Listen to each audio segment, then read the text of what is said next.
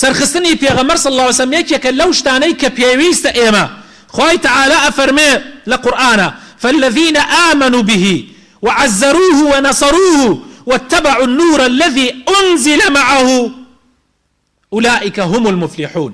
أوانيك إيمانا ببيغمر هاون پشتیان گرت سریان خست بون با پشتیوانی پیغمبری خواه و یارمتی داری وشواني أو نور أو ريباز النور يعني قرآن يعني دين يعني بيام شواني بيام كي بيغمر كوتن صلى الله عليه وسلم كداب زيالة قل بيغمرا أوانا سرفراز بالراسي أوانا سرفرازن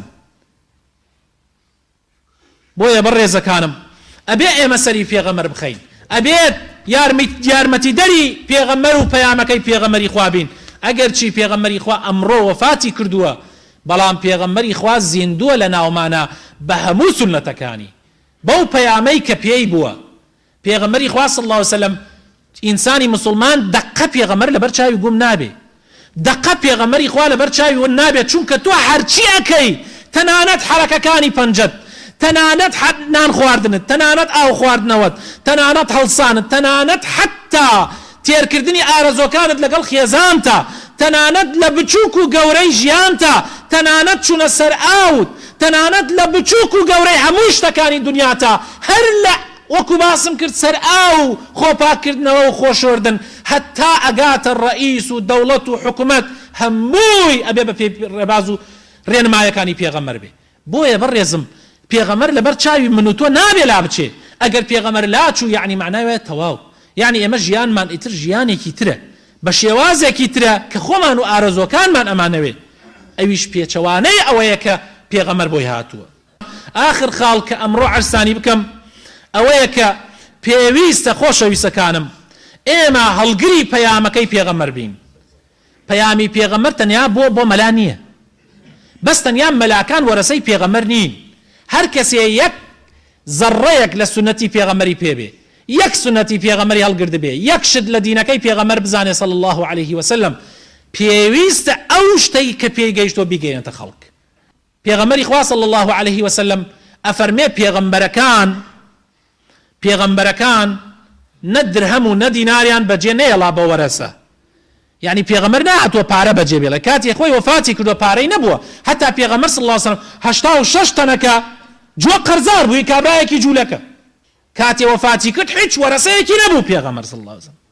ئەوەی کە جێڵاوە پێغەمبەر علمە، هەر کەسێ چەنێ لە علمەکەی پێغەمبەر ببا ئەوەنە لە وەرەسەی پێغەمبەری بردووە، ئەوەنە لە میراتی پێغەمبەری بردووە صلی الله عليه وسلم. جا تو چەندێکت بردووە؟ گشت خودبەیەکی جمعەدا ئەنشید دەیەها ئاەت و حەدیث ئەبیسیت، واجبە لەسەرت ئەو ئاەت و حەدیثانەی کە ئەیبیسی بۆ خەڵک باسیکەی. قل هذه سبيلي أدعو إلى الله على بصيرة أنا ومن اتبعني. بڵێ ئەی محەممەد صلى الله عليه وسلم، ئەی پێغەمبەری خوا، ئەی شوێن کەوتۆکانی پێغەمبەری خوا، بڵێ ئەمە ڕێگاکەی منە، بانگی خەڵکی ئەەکەم لەسەر بەرچاوڕۆشنی، لەسەر ڕووناکی، چونکە ئەبێ لە دینی پێغەمبەر بە ڕووناکی تێبگەی، بە بەرچاوڕۆشنی لێی تێبگەی، نابێ شاراوەی تیابێ. دینی پێغەمبەر دینێکی شاراوە نییە، دینێک نییە بشاررێتەوە، نابێ بشاررێتەوە. هەر کەسێ بیشارێتەوە ئەوە لە ڕۆژی قیامەتە خوای گەورە سزای جەهەنەمی پێ پیشانەدا. دینی پێغەمبەر شاردنەوەی تیان نییە، دینی پێغەمبەر ڕون و ئاشکرایە. قل هذه سبيلي أدعو إلى الله على بصيرة منو ئەوانەشی شوێنم کەوتون. یعنی پێغەمبەر بەتەنیا بانگەواز ناکا بۆ لای خوا، ئەوانەشی شوێنی پێغەمبەر کەوتگەرە هەر بانگەواز بکەن. بۆیە خۆشەویستەکانم تۆ من گەنج پیر خوێنەوار نەخوێنەوار ژن پیاو هەموومان واجبە لە سەرشانمان دینی پێغەمبەر بگەیەنین. جاری وایە یەک مناڵێک والله مناڵێک ئەتوانێت دینەکەی پێغەمبەر بگەیەنێ ئەگەر دووسێ کەلیمە لەو دینە تێگەیشت بێ. خۆ دینەکە مەرج نییە، بەڵام فتوا و مەسائلی فتواوە پەیوەندی بە عولەماوە هەیە. گەیاندنی دین جایە، فتوا و مەسائلی فتوا مەسئلەیەکی ترە. یعنی ئەگەر ئینسان چەند خۆی لێ بپارێزی هێشتا کەمە، بە شتێک لە خۆتۆ مەڵێ ئەمە حەڵاڵە و ئەمە حرامە، تۆ مەسئول نیت لەسەر ئەوەی بۆ ئەمە حەڵاڵە و ئەمە حرامە، ئەمە سنەتە و ئەوە بیدعەیە، ئەمە نازانم چی، ئەوە ئیشی عولەماکانە. علەماکان با فتوا بدەن، علەماکان باشت ڕوونکەنەوە، بەڵام تۆ لەسەرتە دینی ئیسلام بگەێنی، خەڵک فێر نوێژ بێ، خەڵک فێر قورئان خوێندن بێ، خەڵک فێر ئیسلام بێەوە پێی توانا و ئەوەندەی کە توانات هەیە و ئەیزانی. داواکارم خوای پەروەردگار بۆ خاتر ناوە جوانەکانی خۆی ڕەحمان پێ بکە، هیدایەتمان بدا. یا ڕەبی خوایە داوات لێ ئەەکەین بە ئەسمائی حوسنات، بە صیفاتی عولیات، خوایە بە صیفەتە بەرزەکانت داوات لێ ئەەکەین، خوایە بە ناوە جوانەکانت داوات لێ ئەەکەین. یا ڕەبی شەرمەزاری ڕۆژی قیامەتمان مەکە. یا ڕەبی لەو کەسانە بین کە حەقەکان و مافەکانی پێغەمبەرمان گەیان دەبێ. یا ڕەبی خوایە بۆ خاتر ناوە جوانەکانی خۆت، بۆ خاتر ئیسمی عەظەمی خۆت خوایە ئەگەر چی لە دنیا نەگەیشتینەت خزمەتی پێغەمبەرەکەت، بەڵام یا ڕەبی داوات لێ ئەەکەین لە ڕۆژی قیامەت مەحروممان نەکەی لە دیداری پێغەمبەرەکەت. یا ڕەبی خوایە بۆ خاتر ناوە جوانەکانی خۆت لەو کەسانە بین کە بەڕاستەقینەی شوێنی سونەتی پێغەمبەرەکەون.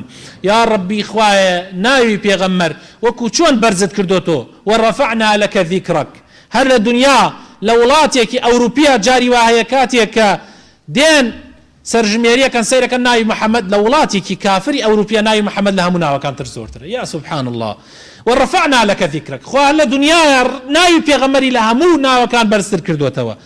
یا ڕەبی خوایە بۆ خاتر ناوە جوانەکانی خۆت لەوانە بین کە بە شوێنکەوتنی محەممەد بەرز ببینەوە. یا ڕەبی ڕەحم بە کوردستان بکەی. یا ڕەبی خوایە ڕەحم بە ملەتی کوردستان بکەی، هەموو ملەتانی ئیسلام. یا ڕەبی شیفای نەخۆشەکانمان بدەی. یا ڕەبی احتیاجی محتیاجەکانمان جێبەجێ بکەی، ڕەحم بە مردوەکانمان بکەی، ڕەحم بە دایک و باوک و کەس و کارەکانمان بکەی. یا ڕەبی خوایە بۆ خاتر ناوە جوانەکانی خۆت خێزانەکان و مناڵەکانمان ئیسلاح بکەی. ئامین ئامین. ألم تر كيف ضرب الله مثلا كلمة طيبة كشجرة طيبة أصلها ثابت وفرعها في السماء